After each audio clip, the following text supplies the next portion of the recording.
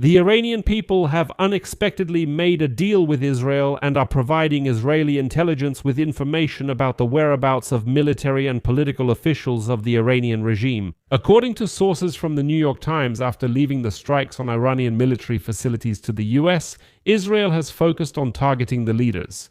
From the country's leaders and security services to lower-ranking commanders responsible for controlling the population and suppressing public dissent.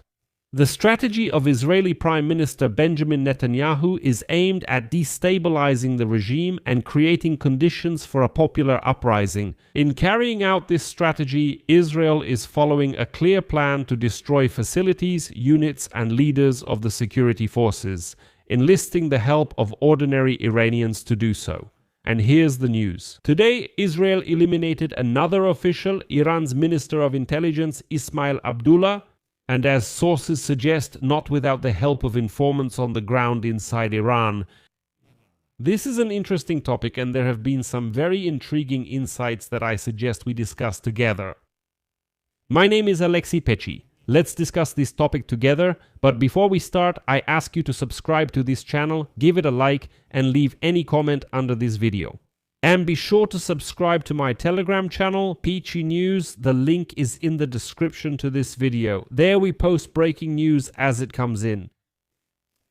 So, the hottest news of the day in the Middle East is as follows. Iran's intelligence minister Ismail Khatib was killed in Tehran as a result of an Israeli airstrike.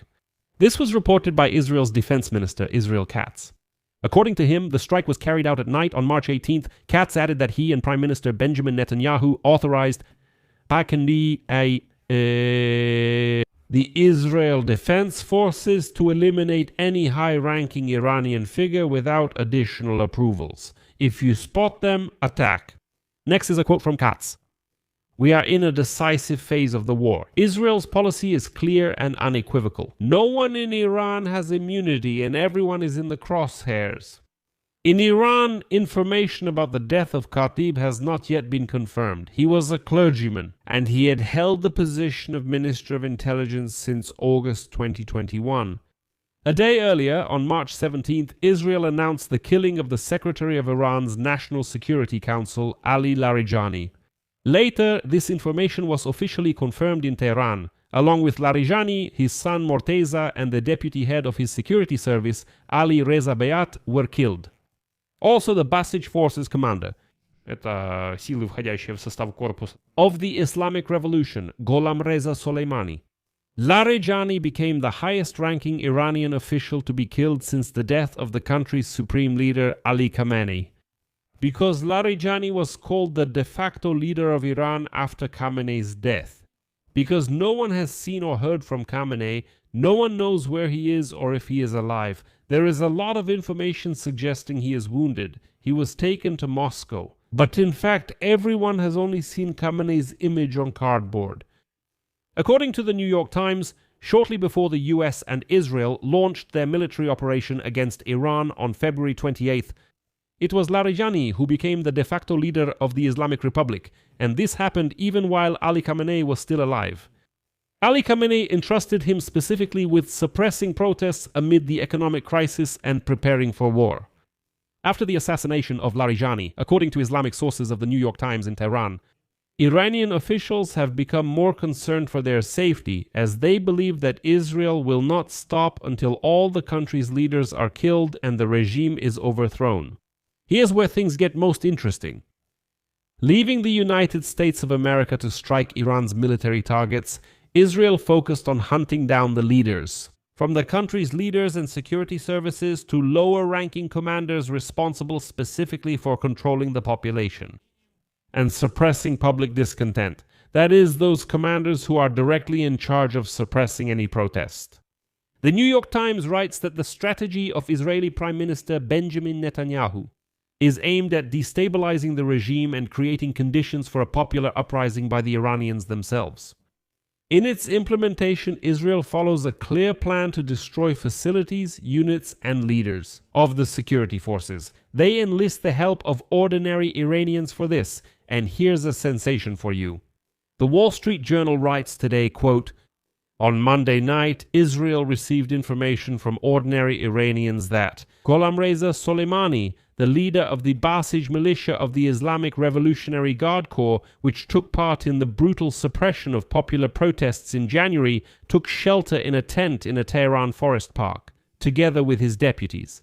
This was exactly what Israel was counting on, systematically bombing the buildings of the leadership and command posts of the Basij.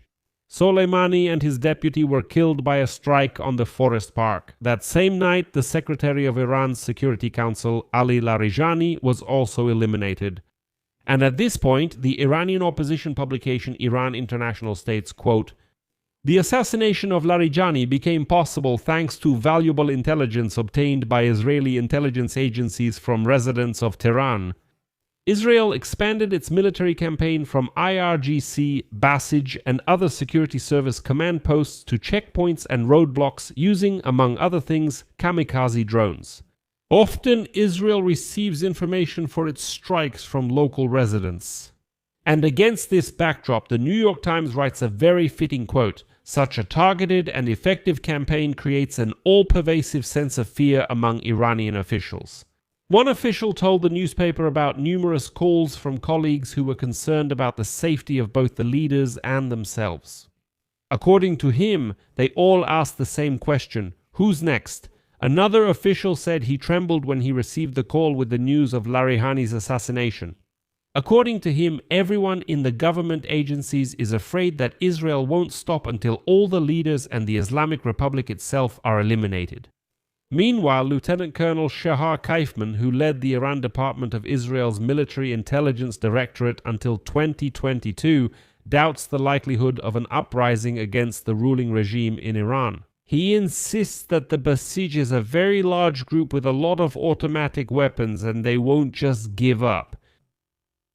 If they surrender, the people of Iran themselves will simply eliminate them. And he is sure that there is no figure in Iran whose death would really change the course of the war. But Brigadier General Eran Ortal, a former high-ranking Israeli military officer, believes that there is still logic in Netanyahu's strategy.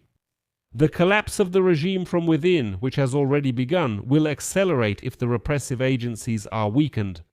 The rank-and-file members of the Basij, whose numbers are estimated to be between 600,000 and 1 million people, are essentially not proactive and rely solely on the orders of their commanders, so eliminating the latter could undermine the effectiveness of the militia. Israel's list of bombing targets has expanded from headquarters and command posts to other locations where leaders and security personnel have begun to gather.